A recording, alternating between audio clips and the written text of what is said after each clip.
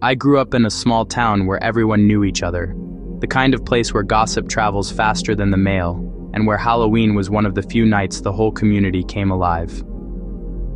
There was always one house on the edge of town that people avoided, though no one ever really said why. It sat on Maple Hill Road, surrounded by tall oaks and a rusted iron fence that leaned toward the street as if it wanted to fall. The house wasn't abandoned, at least not entirely, because every single night, and I mean every night, the porch light was on. It didn't matter if it was winter or if the power went out in the neighborhood. That one bulb, that faint yellow porch light, stayed on. Growing up, we used to make dares about it. Kids would whisper stories that the owner died years ago or that the light was meant to guide someone home. But nobody had ever seen anyone go in or out. Every Halloween, we'd pass that house in a group, flashlights shaking in our hands, and someone would always mutter, "Don't look too long or they'll see you back." It was one of those stories that just becomes part of the town. You stop questioning it because it's always been there. Until last October, that year, I was home from college, visiting my parents. Halloween night was quiet, fewer trick-or-treaters than I remembered. Around 11 p.m., I decided to take a walk. The air had that cold bite that smells like leaves and smoke, and the streets were mostly empty. I don't even know why I walked toward Maple Hill Road. Maybe nostalgia, maybe curiosity I thought I'd outgrown. When I turned the corner, there it was. That same old house looking exactly as I remembered. The porch light glowed through the trees like a low burning candle. But there was something new. A small bowl on the front step. It was half full of candy, and next to it was a handwritten sign that said, "That's what stopped me." Because no one had ever decorated that house, not in my entire life. I stood there on the sidewalk for maybe a minute, debating if it was some kind of prank.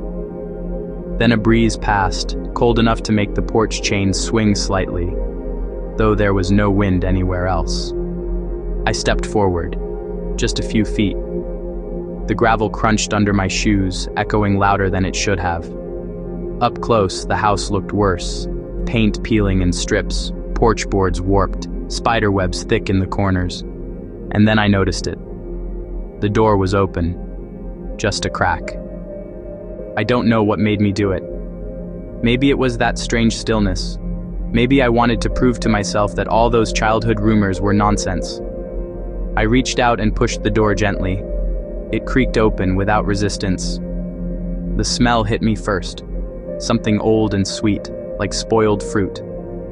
The hallway beyond was dim, lit only by that yellow porch light spilling through the doorway. Dust floated in the air, thick enough to look like fog. There were pictures on the walls, but the faces had been scratched out. Every single one. That's when I heard it. From deeper inside the house, a faint electric hum. It wasn't coming from the walls. It was the sound of power, steady and alive. I followed it, down the narrow hallway and into what must have been the living room. There, sitting on a small wooden table, was an old radio. It was on. A low static hiss filled the air. Then, just beneath the static, I heard it. A voice. Faint, warped, but there. "If you see the light, don't come inside." I froze. It wasn't some pre-recorded broadcast. It sounded live. I turned around. The front door had swung shut. The porch light outside flickered once, then went out, for the first time in decades. Everything in me screamed to move. I lunged toward the door, yanked the handle, locked. The air grew colder, sharper. The static behind me grew louder until it was a shriek. I turned back toward the radio and saw someone standing behind it. "You shouldn't have come back, Caleb." No one had called me by that name since I was a kid. I stumbled back, heart racing.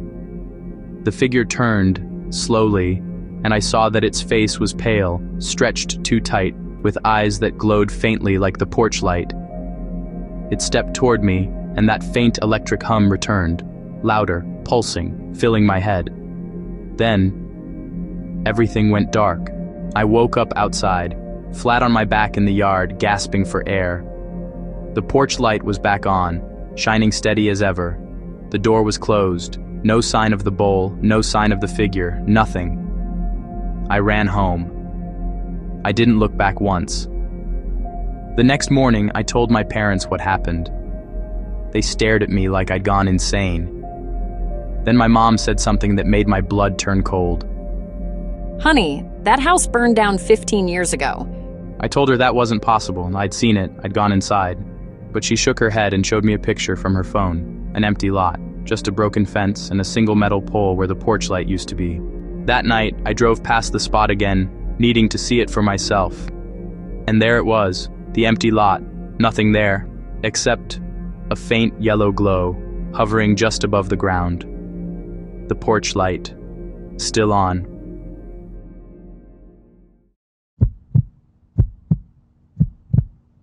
It happened the week of Halloween. I remember because the neighborhood was already full of decorations.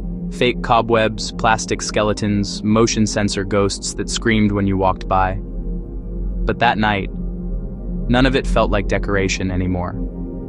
I had just moved into a small rental house outside of town. It was one of those quiet neighborhoods where every street looked the same. Trimmed lawns, porch lights, and mailboxes lined up perfectly. The kind of place you feel safe in. Until you don't. That night, October 28th, I was home alone. My roommate, Jamie, had gone to visit her parents for the weekend, and I had the house to myself. I stayed up late, watching some horror documentaries on my laptop. Ironic, I know, until around 2:30 a.m. Outside, it was silent.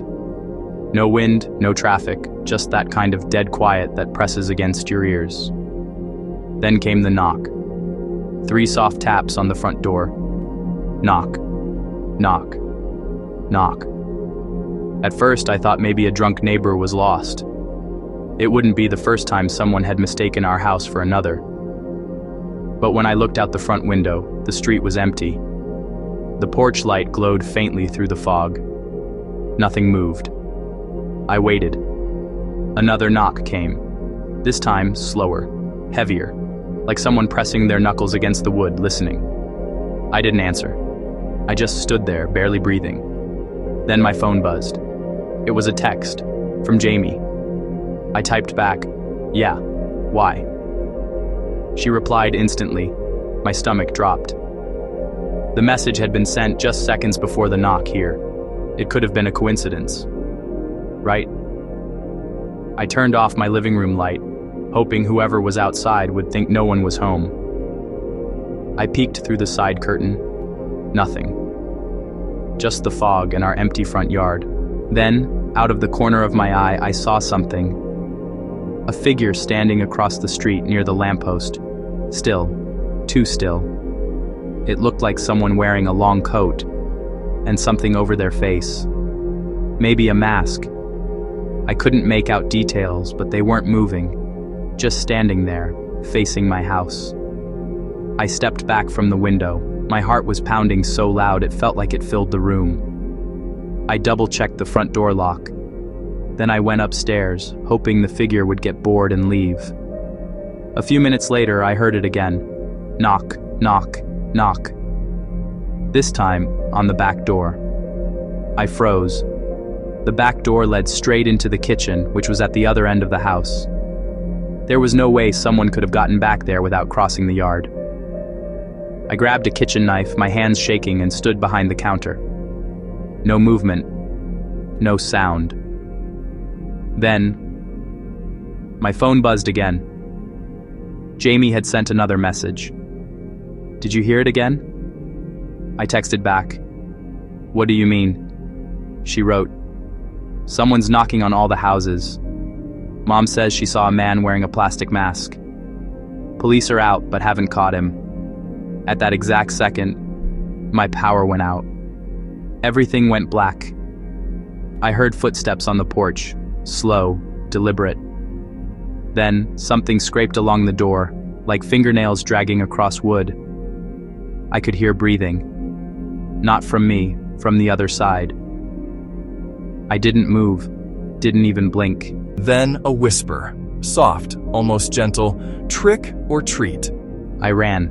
Upstairs, into my room, slammed the door, locked it, and hid in the corner with my phone light pointed at the floor. The knocking stopped. For a while, it was completely silent, just my heart racing in my chest. When I finally dared to peek out the window, I saw the street below. The figure was gone. But every porch light on the street had turned off. Every single one. And then I noticed something on my phone screen. A notification from my security app. Motion detected. The thumbnail image showed a man standing directly at my front door, wearing what looked like a plain white plastic mask. No features, no eyes, just a smooth face staring at the camera. The timestamp. 2:47 a.m. Police arrived half an hour later, but the footage had corrupted. The officer said there had been other reports. Knocks, masked figures, silent doors. No one caught. No trace. I tried to move past it. But 2 nights ago, almost a year later, it happened again. Same time, same sound. Knock. Knock. Knock. When I checked the camera this morning, there was no one there, just fog. And a faint outline on the porch railing, like a handprint pressed into the wood.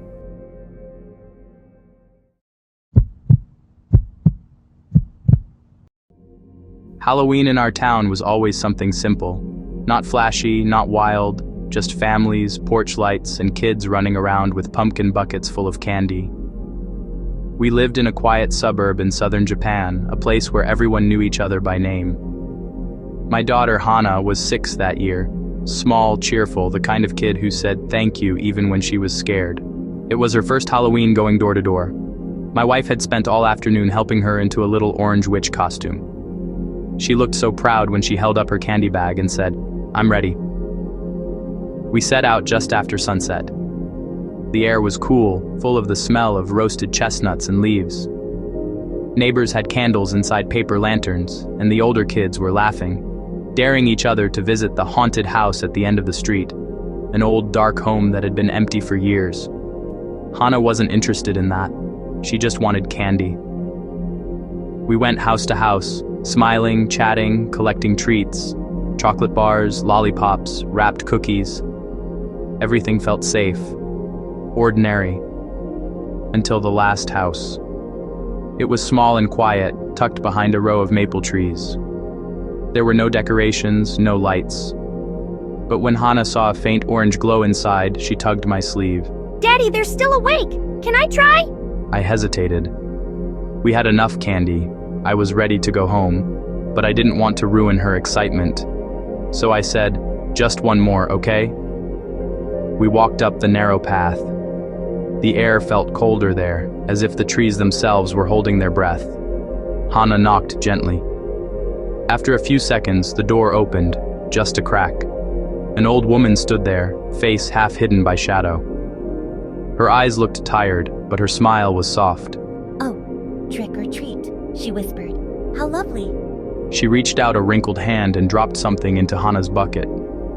It wasn't wrapped, just a small round piece of candy, pale pink, slightly translucent like a marble. Hana smiled, bowed politely, and we left. That night, back home, Hana spread all her candy on the table, sorting it into neat piles. Then she picked up the pink one. Can I eat this one first? I frowned. Wait, that one's not wrapped. It might be dirty. It's okay, Daddy. The nice lady gave it to me. I sighed. It looked harmless enough, like a handmade sugar candy. I didn't want to ruin the moment, so I said, "All right, but just that one."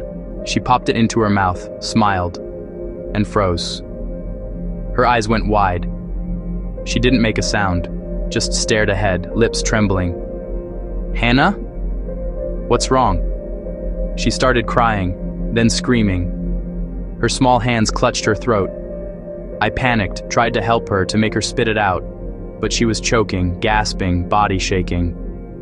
My wife called an ambulance, and within minutes we were rushing to the hospital.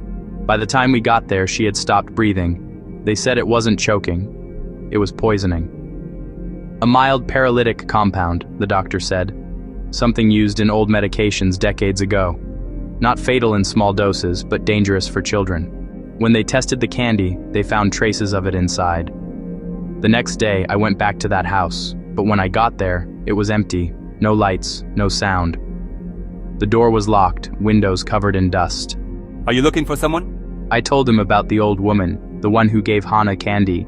Sir, no one's lived there for 10 years. The woman who used to... She died after her granddaughter was poisoned by a piece of candy she'd made herself. Halloween night, 2015. I didn't believe him. I showed him the small paper bag Hannah had been carrying, the one with the pink stain where the candy had melted a little. He whispered, "That's the same design they used for her funeral gifts." The police investigated.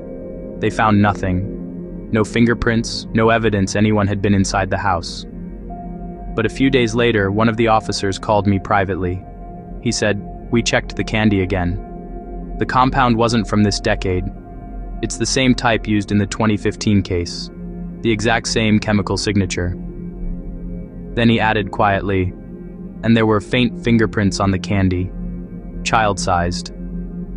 Every Halloween since then, I leave a small lantern by the gate, not for decoration, but so no child wanders too close to that house again. Some nights, when the fog settles, I see a dim orange light glowing faintly through the trees. And if I listen closely, I can hear small footsteps on the path. Sometimes a knock at the door. Soft, gentle, like a child saying, Trick or treat! And that concludes tonight's Halloween stories. If you made it this far, thank you for listening. If you enjoyed, don't forget to like, share, and subscribe for more true horror stories every week. And if you've ever experienced something strange yourself, send it in, because the next story might be yours.